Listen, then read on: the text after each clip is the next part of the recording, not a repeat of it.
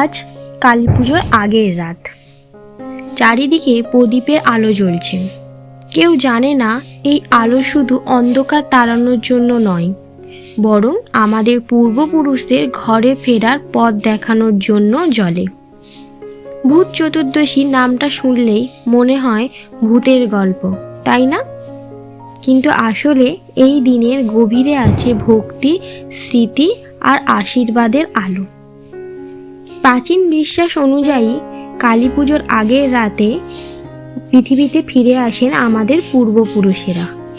তাদের পথ আলোকিত করতে ঘরে দোরে জ্বালানো হয় 14 প্রদীপ। এই প্রদীপগুলো শুধু আলো নয়, আর তাদের আশীর্বাদের প্রতীক। ভূত চতুর্দশী পালন করলে কি হয় জানেন কি? জানুন। অশুভ শক্তি দূর হয়। বিশ্বাস করা হয় প্রদীপের আলোয় ভূত পেট অশুভ শক্তি পালিয়ে যায়। পূর্বপুরুষদের আশীর্বাদ মেলে।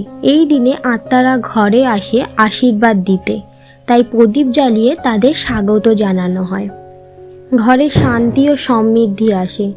আলো মানে শুভ, আলো মানে জ্ঞান, তাই ঘরে পজিটিভ এনার্জি আসে। কালী পূজার প্রস্তুতি সম্পন্ন হয়।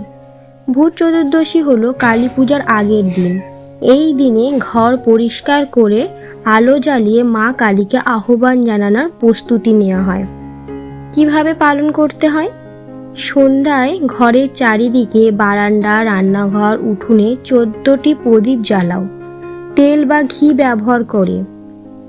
কিছু পরিবারের 14 রকম শাক রান্না করাও রীতি আছে। একে বলে 14 শাক খাওয়া।